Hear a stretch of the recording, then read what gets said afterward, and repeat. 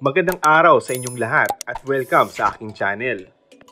Napakahirap magkaroon ng mga totoong kaibigan sa mundo ng showbiz.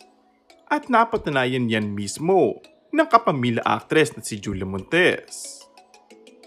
Ayon sa leading lady ni Alden Richard, sa pelikulang 5 Breakups in a Romance, hindi raw talaga madaling magkaroon ng true friends sa entertainment industry.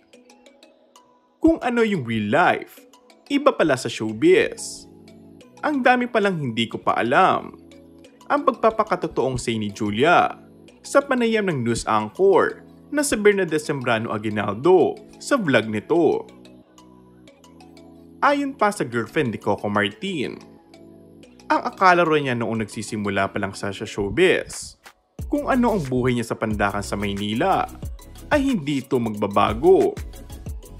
Ang inaakala mo raw na totoong mga kaibigan ay showbiz friends lang pala. Kaya umano, very lucky siya na meron siyang katulad ni Dimples Romana, Edda Nolan at Catherine Bernardo. Sila yung mga parang key people ko na kapag di na ako okay. Tapos hindi sila showbiz sa akin.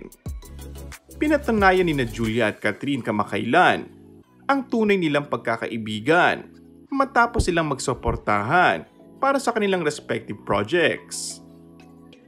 Sabi nga ni Julia sa isa niyang interview, "It's meant for me to be with Kat nung panahon na nag-work kami together.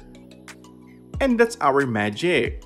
Lagi nga namin sinasabi, kami ang first and perfect love team." Hindi lang daw basta kaibigan ang turing niya kay Catherine, kundi isang turing na kapatid. Parang dumating na lang na parang nakakita ng sister. And you're so proud of your sister na whatever happens, you're just there for her. Kung meron man umanong tao na alam lahat ng secrets niya sa showbiz o mapa-personal life, ay si Kat ito. And that's all for our today's video. Kung bago ka lang sa aking channel ay mag-subscribe at pindutin na rin ang notification bell. Maraming salamat!